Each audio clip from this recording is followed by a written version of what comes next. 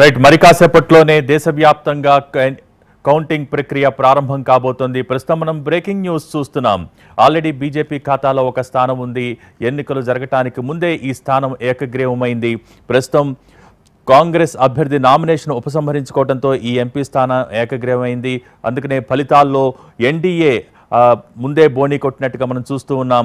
గుజరాత్లోని సూరత్ పార్లమెంటు స్థానం ఏకగ్రీవమైంది. ఇది ఎన్నికలు జరిగే ముందే ఇది ఏకగ్రీవమైంది. బీజేపీ ఖాతాలో ఈ సూరత్ పార్లమెంట్ స్థానాన్ని మనం చూడొచ్చు.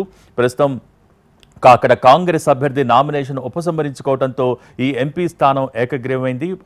ఆల్రెడీ ఎన్డీఏ ఖాతాలో ఒక స్థానం పడిందని చెప్పొచ్చు. ప్రస్తుతం మనం దానికి సంబంధించిన బ్రేకింగ్ న్యూస్ చూస్తున్నాం. మరి కాసేపట్లోనే ఉదయం సరిగ్గా 8 గంటలకు దేశవ్యాప్తంగా కూడా కౌంటింగ్ ప్రక్రియ ప్రారంభం కానుంది.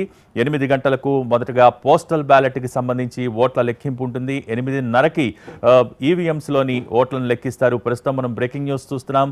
ఎన్డీఏ ఖాతాలో ఆల్రెడీ ఎన్డీఏ బోణీ కొట్టింది. ఫలితాల్లో సూరత్ స్థానం, గుజరాత్కి సంబంధించి సూరత్ ఎంపీ స్థానం ఏకగ్రీవమైంది. గుజరాత్ సూరత్ పార్లమెంట్ స్థానం ఇది పోలింగ్కి జరగకముందే కాంగ్రెస్ అభ్యర్థి అక్కడ నామినేషన్ ఉపసంహరించుకోవడంతో ఈ స్థానం బీజేపీ ఖాతాలోకి వెళ్ళింది. ఎన్డీఏ ఖాతాలో ఆల్రెడీ ఒక స్థానం ఉంది.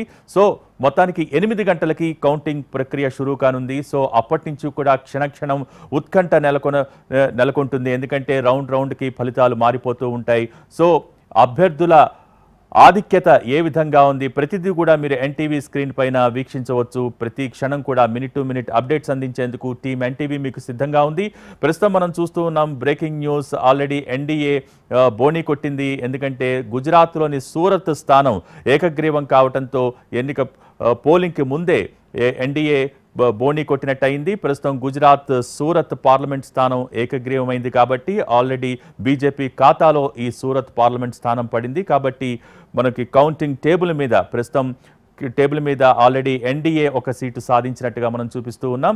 సో ప్రస్తుతానికి 8 గంటలకి కౌంటింగ్ స్టార్ట్ అవుతుంది. మొదటగా పోస్టల్ బ్యాలెట్లను లెక్కిస్తారు. 8:30కి ఈవీఎం మిషన్స్లోని ఓట్లను లెక్కిస్తారు.